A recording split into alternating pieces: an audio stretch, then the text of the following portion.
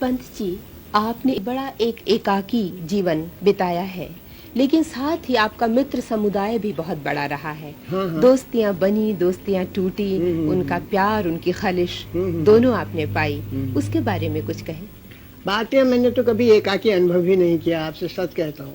इतना ऊहापोह मेरे मन में, इतना आंदोलन इस युग के विचारों का मेरे मन में रहा है, मैंने कभी अपने को एकाकी अनुभव नहीं किया। और मेरे जो चारों ओर मित्र थे वो भी इस युग के एक एक तरह से अपने अपने विभिन्न विभागों के प्रतिनिधि रहे हैं। प्रसाद जी थे और उन्होंने कामायनी देकर इस भौतिक युग को एक अंतर्दृष्टि देने का प्रयत्न किया है। निराला तो आप सभी लोग जानते हैं। निराला मेरे बहुत बड़े मित्र रहे हैं, लेकिन हम बहुत ही अलग अलग अपने स्वभाव के रहे हैं, लेकिन स्वभाव से मित्रता में कोई फर्क पड़ता नहीं। निराला जी हमारे युग के प्रतिनिधि कवियों में रहे हैं, छायावाद के। ऐसे ही महादेवी रही हैं।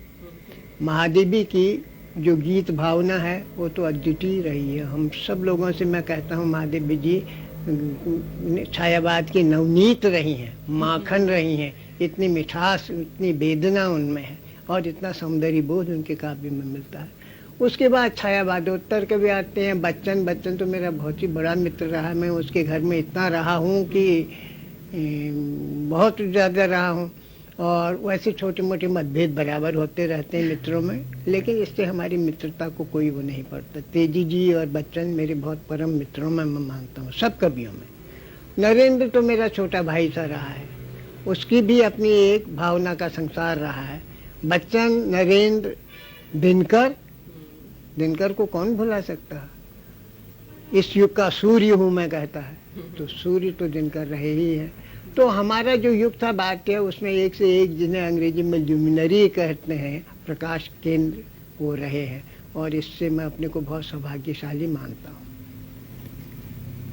पंत जी, अगर आपको जिंदगी दोबारा पूरी की पूरी जीने को मिले, कौन सी ऐसी इच्छा है जो अपूर्ण रह गई, उसे जरूर पूरा करना चाहेंगे? मैं चाहता हूँ कि ये संसार से विषमता मिट जाए। मैं चाहता हूँ कि संसार मनुष्य के रहने के लायक हो जाए। ये धरती मानवीय हो जाए।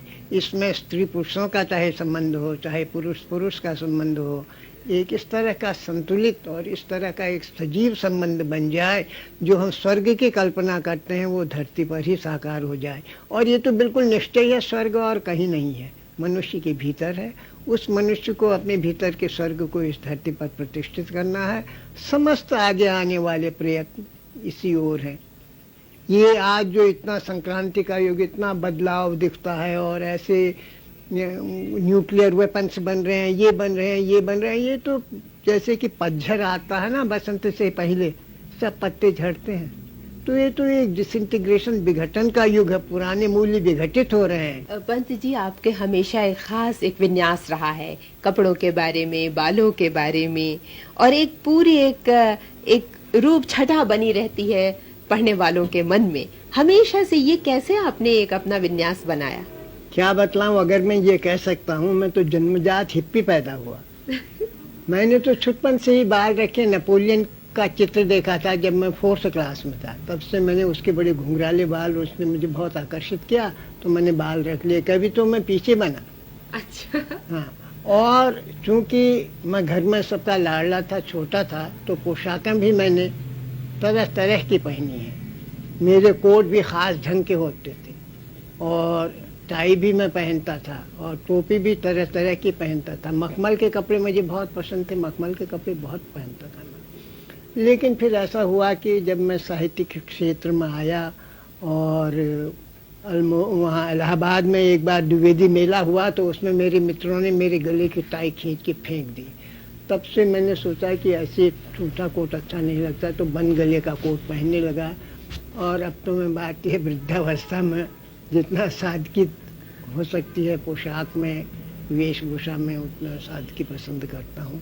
लेकिन छुटपन से मुझे रूप और भाव का बहुत बड़ा भारी संबंध एक मिलता रहा है और मैंने अपने ही को सजाया है। क्योंकि मेरे घर में अगर मेरी बीवी या कोई होता तो शायद उसे सजाता, तो वो कोई बात नहीं है।